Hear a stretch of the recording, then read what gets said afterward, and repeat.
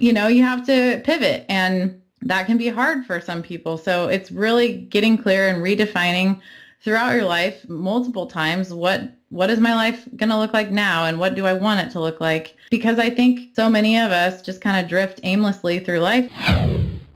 Welcome to the My Future Business Show, where we get you in front of your best audience and keep you there. Not only are we interviewing the biggest names in business to help you become even more successful, we're inviting you to book your spot on the show to help you grow your business. So at the end of the call, make sure you fill in the interview application form at myfuturebusiness.com/interviews. Hi and welcome to the My Future Business Show. Today I'm on the line with Jocelyn Kuhn, and she is the author of Thriving Through Transitions, and she has a number of things that are going on in her world, and we're going to be covering off a lot of those things today on the call. Welcome to the show, Jocelyn. Hi, thank you. It's a real pleasure to have you here. We often have amazing authors on the line, and for anybody who's listening, this is going to make a great deal of difference to you if you've ever had any trials and tribulations in your life and you've struggled through those things. So before we get into the nuts and bolts of the call, Jocelyn, and talk about your authorship, I'd love to share with our audience a little bit about your life outside of authorship. Sure, yeah. So my whole career is based on helping people thrive through difficult transitions in their life. And so I'm a coach, a speaker, and I also wrote this book. Mm-hmm. But I'm also a mom of 3, and I've coached volleyball for 13 years. And prior to this career, I was a hairstylist for 13 years. And life just keeps getting better and better. That's fantastic. As soon as you said volleyball, I've gone, oh, goodness. I play volleyball every week, and I absolutely love the game. Oh, awesome. Yeah. This has been the first year that I haven't coached in 13 years, and it's kind of killing me. But yeah, I bet. I changed it in for, I coached 6th grade boys basketball this year, so that was a way different experience. I bet. So with volleyball, was it sand or was it hard court? Hard court. Yeah, wow. We live in a pretty rainy state, so the sand is a little hard for us. So what else is happening? Are you doing any work at the moment? What's your main thrust through any given day?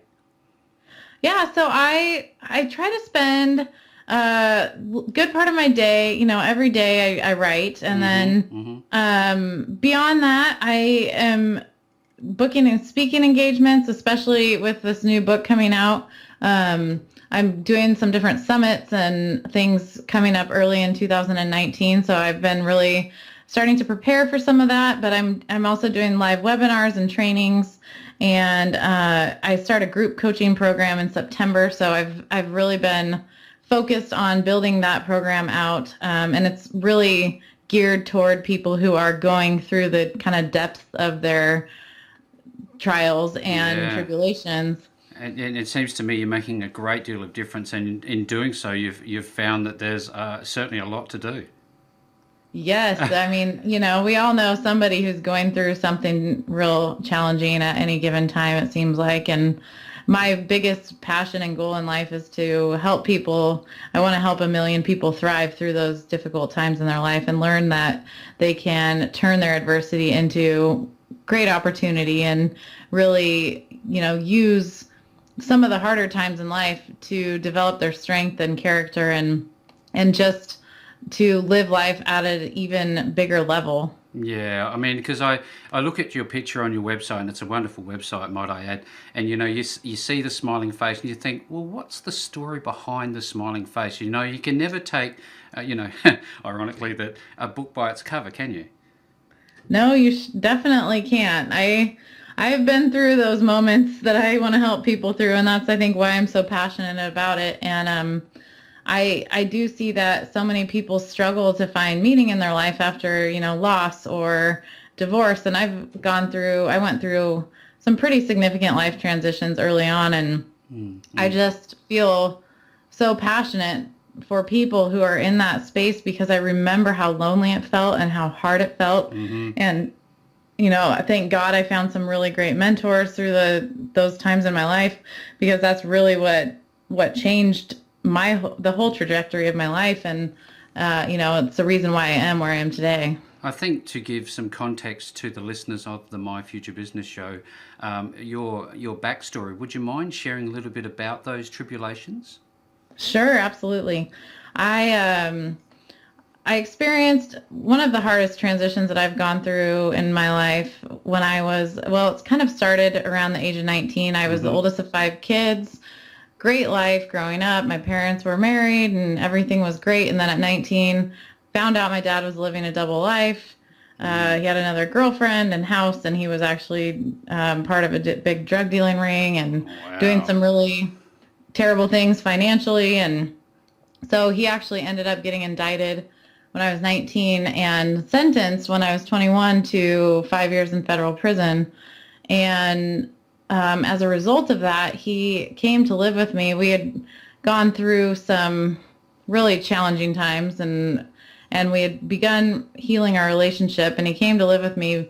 He had 2 months between when he was sentenced and when he was supposed to turn himself in. And the weekend before he was supposed to turn himself in, he actually died of aortic aneurysm. And I found him one morning. He was healthy as a horse, 43 years old, and all of a sudden he was gone. And it made me realize in one instant how worrying can just rob us of so much joy in our life, because I spent 2 years of my life just worrying about every little thing that had to do with this case and how it was going to affect my family and all the things that kind of went into that, to all of these things that I had imagined in my brain just were gone in 1 second with him passing away. And then there was a new transition of getting through his death. And then shortly after that, I ended up divorcing from my husband, my kids' father. And that was a different type of transition that totally rocked me in a different way. And it's just kind of been this crazy journey ever since. But it's been, amazing. And I've learned so much. One of the greatest blessings was cleaning out the room that my dad was staying in my house and finding his Tony Robbins CDs. And that was kind of the beginning of my self-growth journey as an adult. So there was, light at the end of the tunnel, so to speak. I really appreciate you sharing that little bit of insight there. I know it must be difficult because, and this is the power of having a podcast like this, because I like to, touch those raw points. I suspect, given through your writing, this is a way for you to heal as well. Absolutely. I think that, it's one of the biggest ways that I feel like I can add to my dad's legacy. And that's such a gift to be able to do for someone who's no longer here, who no longer can add to it for themselves. And so, I really look at every opportunity as a way to show the positive side of him, because he was such a great and amazing dad for most of my life. Yeah. And it just is, it's something that makes me feel so good to be able to do, and something that gives my life a lot of meaning and purpose. That's an amazing mission that you're on, and thank you again for sharing that with us. I know that seems to have morphed into something more now. You're talking earlier about providing coaching and speaking and authorship. Is this all tying back to this same core mission for you? Yeah. So actually, my biggest overarching mission is really to help people live out their very best life every single day, whatever that looks like for them. But a big piece of that mission is helping people through kind of these times that a lot of times define us in such a negative way, helping people turn that into a positive. And the steps in the book really speak to that and how to go about doing that. So it's a workbook as well as a story. But I believe that, the biggest thing that any of us can do in our lives is start taking actions to propel us in the direction that we want to go. And so, I really wrote this book with that in mind, and want people to realize that you can read all the great books in the world, but you have to start taking action toward the life you want. This is all about, one step at a time, isn't it? Absolutely. I'm sorry to cut you off. I've just got this thought in my mind that if you're in this dark place, and I just reflect on my own life, I guess is the best place to look at it, and you think to yourself, how do I get past this? You know, I'm in such a dark place, and this is such a bad event for me, whatever that might be. What is the first step that somebody needs to consider, do you think? So in the book, I talk about a 5-step process that I believe is the way to kind of work through any transition, whether it's a large loss or even just a simple transition of wanting to be a more present parent. Mm-hmm. You know, you're always going to be giving something up when you move from one place to another, and that's what a transition is. So the first step that I identify in the book is grieving the loss that you're going to experience or that you have experienced. And I use Elizabeth Kubler-Ross's her 5 steps to doing that she identified in her book On Death and Dying, 1969. It's kind of become a universal process for dealing with grief. And I think that that's really the starting point. Yeah. But so many people identify that as the whole process. And I believe that that's just kind of helping us start. And it's really not a complete process on its own. Right. So there are obviously 5 other steps which you do reveal in your book, and for anyone who's listening to this, I'll be providing links to all of that information should you feel compelled to follow that up, and I strongly suggest that you do. So when we talk about being a certified transitional life coach, what is that all about? So I really wanted to focus around this theme of transitions in my work, and it's something that I've studied so much just because of my own transitional moments in my life. But I decided to go back and get my certification in it because I really wanted to start being able to help people. And actually for 13 years I was helping people as they'd come and sit in my chair. I think a lot of people understand when I say I was a therapist behind the chair, and I had a lot of women that would come to me and reveal all of their life problems, and unload. A couple of them actually gave me the term that I'm their therapist. So it just was kind of such a natural calling for me, and something that I've always been super passionate about.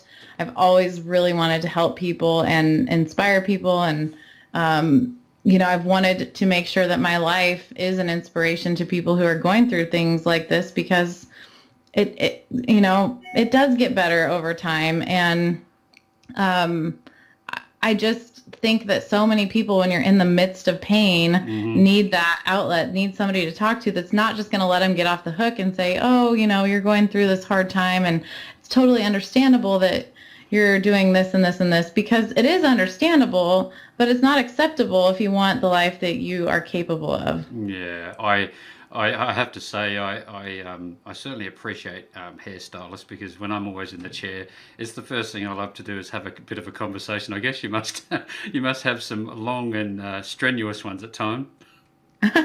Yes, I mean I always love talking to my clients, so it's natural.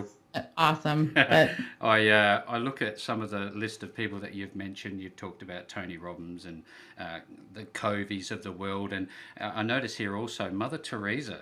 Tell us a little bit about all of your inspirational sources and how you take all of those bits and pieces and put them together into your own mission. How does that come about? Oh man, I would say that is my addiction, is the self-help world. Yeah. So, I have been to some Tony Robbins events that have just been life-changing this year, but I've been following his work for the last 10 years. Mother Teresa is really one of the first people that I remember having as a mentor when I was very young, and I remember reading about her in my history book, and just being in awe of her compassion and the kindness that was shown through her eyes and her face. And I mean, she just is somebody that just exudes that love for humanity and love for the underdog and the forgotten and the lonely. And I just have always admired that and really wanted to strive to be like that as much as I can. My life doesn't look quite like hers probably does, but she's just such an inspiration to me. And people like the Dalai Lama, I mean, you just see they just exude love. Yeah. And I just actually got back from a Jack Canfield training yesterday. That was amazing as well. He's always been a great mentor, and I love his book, The Success Principles. That was one that I read shortly after my dad died as well. But I mean, I pull from so many different sources, and I feel like I have different mentors and guides that really guide me in different areas. And, you know, Tony is so energetic, and he has just this dynamic personality that is really, I've never seen anyone else have. But Jack Canfield is sincere at the same level that Tony is the energy. So I just really love having so many different mentors and guides. I love podcasts because it's such a great way to get information, you know, just distilled in 45 minutes or an hour-long conversation. I love Dan Millman's work. Lewis Howes has always been somebody that I love following. He has great interviews. Oprah, of course. But they're just amazing. And I find that, you know, for the takeaways here for those who are listening, there is normally more than a handful of solid mentors that you will meet and take a little bit from along the way.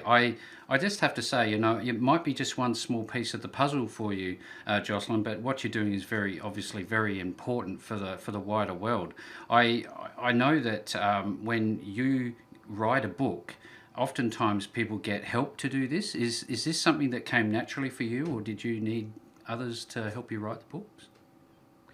I actually wrote it all myself. Very good. Yeah, I started writing it last year, and I started kind of the process of deconstructing what I'd been doing over the last 10 years.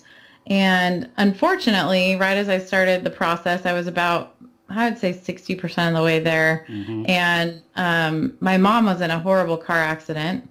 And so she was in the hospital for a couple of months, and it just derailed my focus, and I had a really hard time coming back to it. And luckily, I met a good friend and mentor at one of the Tony Robbins events that I attended. And after the event, she challenged me to come home, and she challenged me. I said, I want to finish my book in the next 90 days. And she said, why not have it published?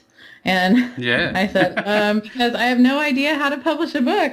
And so, but I ended up actually saying, okay, if you think I can do it, I think I can do it. So it was published. It was on Amazon 93 days later. Wow. And so this has been my first book and my baby. And it's something that I've really been involved in the whole entire process, from writing the book to designing the cover to, you know, making sure that the interior formatting is all really what I saw for my vision. And so it is different than a typical book because it does have a lot of pull-out quotes, and it has a lot of space for writing and journaling. And it's something that was really a representation of me in every way. I can only imagine how satisfying that moment was where you finally closed the book after reading it yourself and said, you know what, we're there.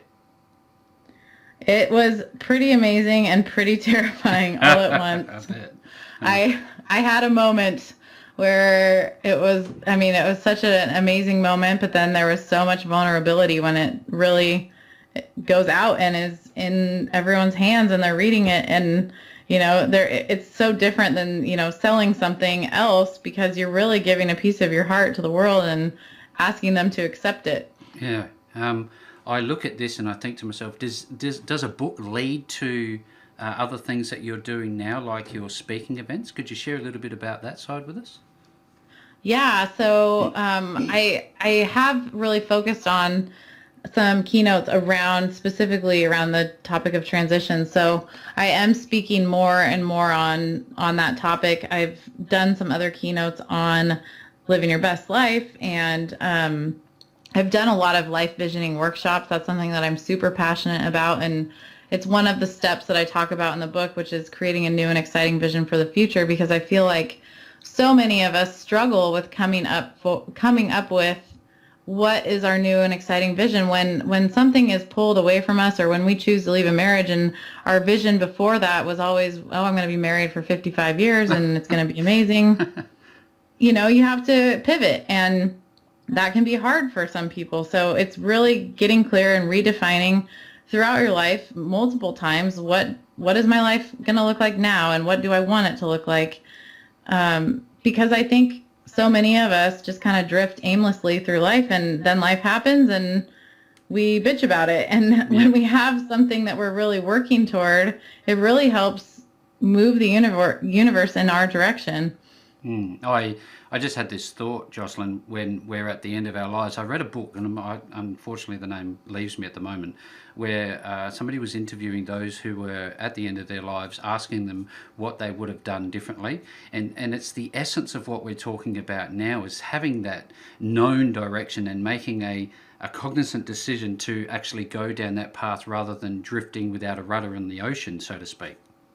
Yes, it's so important. And it's one of the things that I'm most passionate about, because I feel like I've been able to manifest some pretty amazing miracles in my life just from being clear about what I want, and then being open to how it comes into my life. And one of the things that I really focus on is, you know, everything that we think we want in our life is really all attached to a feeling that we believe that object is going to give us. So if we start just going after the feelings that we want to create, all of a sudden those things start showing up in our lives.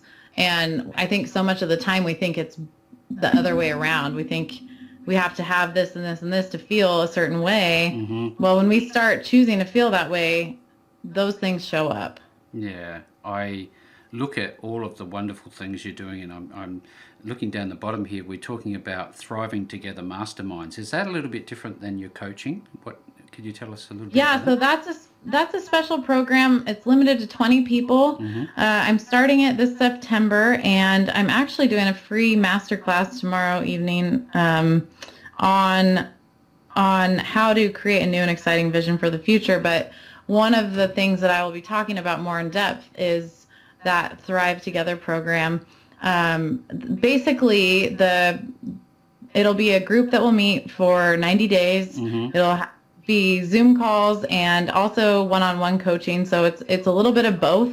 Masterminds are such a powerful way to really start making progress towards our goals and dreams. And in fact, just last week at Jack Canfield, he said if he could recommend only 3 things to do, it would be take action, get in a mastermind group, and meditate daily. So I love that, because I've been in several masterminds, and I can say without a doubt that has been one of the most life-changing things that I've done for myself. Mm-hmm. And so I wanted to put together a group that's specifically for people who are going through difficult transitions, that want to do things differently than most people do. So, you know, it's going to be a group that holds you accountable for getting up and living your life when you don't feel like it some days, especially after difficult losses or tragedy.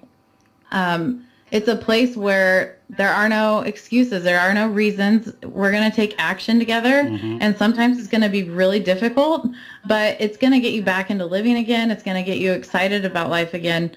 And of course, there will be people there to hold your hand and support you when the moments of grief also come. So these are quite raw touch points, are they? And sometimes we just want to bury our heads in the sand when things get a little bit tough. But I certainly recommend that anyone who wants to work with Jocelyn reach out to her there. I'd just love to spin back on something you said a little bit earlier about meditating. How important is lifestyle choices when it comes to getting back on track? I believe it's so important. And one of the things that I committed to this year for myself is giving up alcohol completely, and really it will never be a part of my life again. And it wasn't because I had a big problem with it, mm-hmm. but it was pulling me out of alignment with myself just a little bit every single time that I did.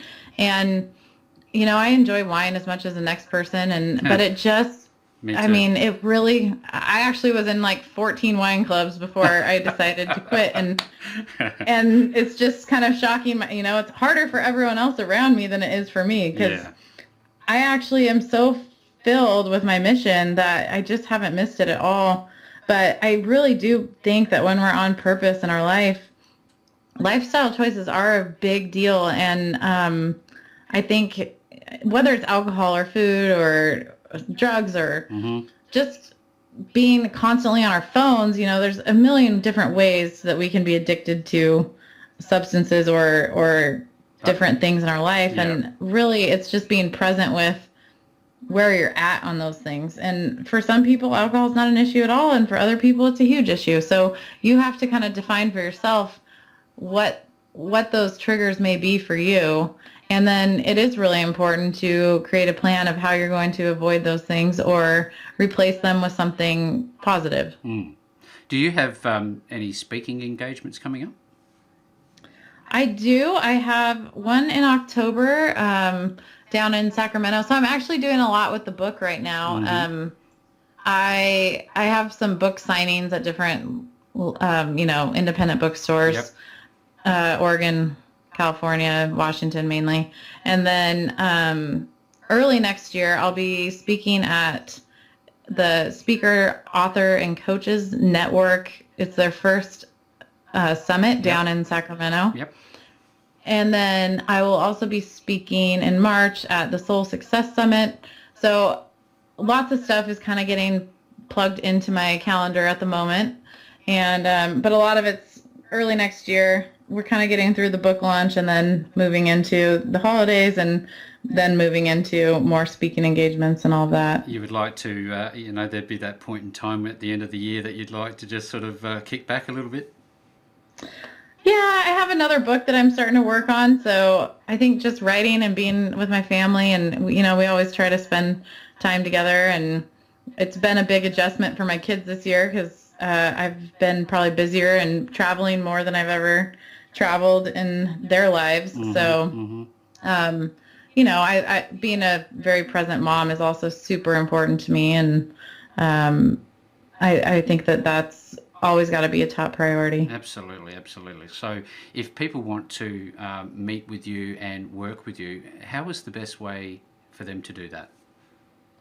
The first step would be head on over to my website, which is just jocelynkuhn.com. And on the website, you can schedule a complimentary phone call with me, and we can figure out what program might suit you best, or we could also figure out if you want to do the mastermind group. There's a ton of different options and ways that we could work together. So I always tell people, don't let price be the determining factor. Don't let, availability, because my biggest passion and purpose is really helping people through the difficult times in their life. And so I want to be accessible to anyone that I can be and figure out a way to, help people and meet people where they're at. Look, thank you so much for sharing everything that you've shared with us today. And for those who are listening to the call, certainly reach out if you're having those trials and tribulations, you're struggling through certain situations. Reach out to Jocelyn at jocelynkuhn.com.